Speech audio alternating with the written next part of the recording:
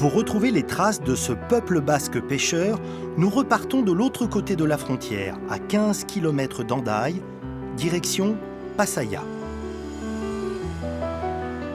Le phare de la Plata, au sommet d'une falaise qui plonge dans la mer de façon vertigineuse, sert de vigie à un port qui doit tout à sa singulière géographie.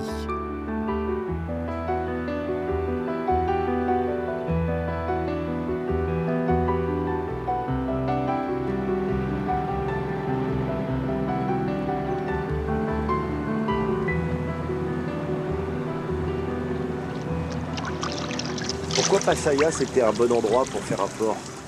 On le voit, hein, on est dans un fjord. C'est une entrée qu'on ne voit même pas dans la mer. C'est hyper protégé. Il existe depuis combien de temps le port de Pasaia, on le sait? Il existait un phénomène géologique, ça c'est des millions d'années. Son histoire démarre à peu près au XIIIe siècle. Mon père était d'ici, hein, et gamin, je venais toujours passer mes vacances ici, donc c'est ici que j'ai appris à ramer, à nager, à tout ce qui a trait à la mer, je l'ai appris ici. Pasaia, c'est un port qui a son importance dans l'histoire maritime. Il y a des grands personnages qui sont venus ici. Ah oui, oui, il y a Lafayette qui est parti d'ici. Pour son premier voyage pour l'Amérique, il est parti d'ici. Avant l'Hermione. Avant l'Hermione, oui, en 1770. Oui. Et puis, je crois qu'il y a Victor Hugo aussi qui a bien aimé cet Victor Hugo endroit. aussi, oui. Victor Hugo, c'est cette race ici aussi. Et donc avant, c'était... C'est un port de pêche, quoi. Et où, bon, il y avait surtout les voiliers à l'époque de la marine à voile.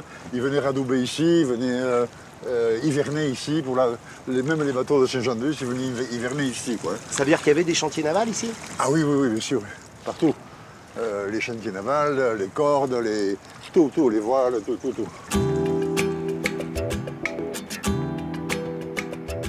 Andoni nous invite à le suivre dans la Fabrica, un ancien chantier naval qui connaît une deuxième vie grâce à la construction d'embarcations historiques.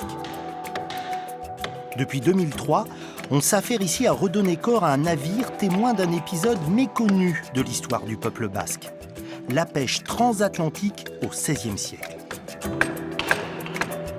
L'aventure commence en 1978, quand une équipe de plongeurs archéologues découvre au fond des eaux glaciales canadiennes l'épave d'un immense baleinier. Après 30 ans d'études minutieuses, la réplique de ce cargo en bois de 24 mètres de long prend forme. L'original de ce bateau, le San Juan, c'est un moment important dans l'histoire de la construction navale ici? Oui, enfin, la construction de ce bateau, l'original, est de 1563. Son originalité, c'est que c'est déjà un bateau de charge. Et en plus d'être un bateau traversier en ce sens qu'il a traversé l'Atlantique, hein, mais il est conçu pour la charge. Donc c'est des bateaux plus ventrus, plus gros. Donc un bateau important, par exemple là pour cette réplique, il faut à peu près combien d'arbres? Environ 200 chaînes. Ça veut dire qu'il faut retrouver un certain savoir-faire? On y tient beaucoup. Ça fait partie de notre démarche aussi. Non seulement on construit un bateau, mais on va retrouver les gestes des anciens. Vous avez vu, on travaille encore à l'herminette. Enfin, il y a des choses importantes et qu'on découvre nous-mêmes, ce qui, bien sûr, rallonge d'autant le chantier. Là, actuellement, on est pratiquement sous l'eau encore. Hein. Enfin, l'eau arrive à peu près par ici, quoi, hein. On est juste sorti de l'eau, là. On commence les œuvres mortes. Il faut savoir que ce type de bateau, à l'époque, se construisait sur une plage en 6 mois. Mais il n'y avait pas de RTT, il n'y avait pas de congé, il n'y avait pas de samedi et dimanche. Les gars, ils travaillaient jour et nuit, pratiquement. La chasse à la baleine le long des côtes basques remonte au 7e siècle. Mais dès la fin du 14e, les cétacés se firent de plus en plus rares dans le golfe de Gascogne. Les Basques décidèrent alors d'aller à leur recherche. Ce bateau, il était conçu pour aller jusqu'où? Là, principalement, on parle de Terre-Neuve. Terre-Neuve, c'est donc de l'autre côté de l'océan, c'est Oui. Pas n'importe quoi Oui, comme alors, navigation. Oui. Alors oui, c'est peut-être exagéré. Enfin, moi, j'ai envie de dire que ça équivaut à aujourd'hui une fusée interplanétaire. Ça durait quand même 2 mois, enfin entre 45 jours et 2 mois de traversée. Et arrivé là-bas, c'était la chaloupe, et à la rame et à la voile. Et bon, et on rentrait avec la baleine, quoi. Hein. Je suis pas sûr qu'on mesure exactement l'importance des marins basques, des Non, chantiers non, navals au bien Pays sûr. Basque. Non, mais on voit en Pays Basque aujourd'hui, à la carte postale, les paysans, les machins, les brebis, c'est très mignon. Hein.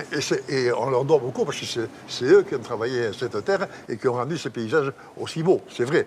Hein. Mais historiquement, s'il n'y avait pas eu la mer, il n'y aurait pas de Pays Basque.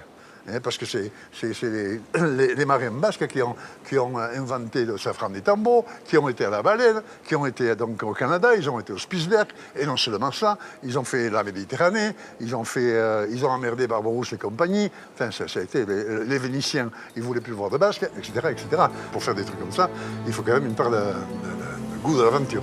Et on en est pas mal doté ici, oui.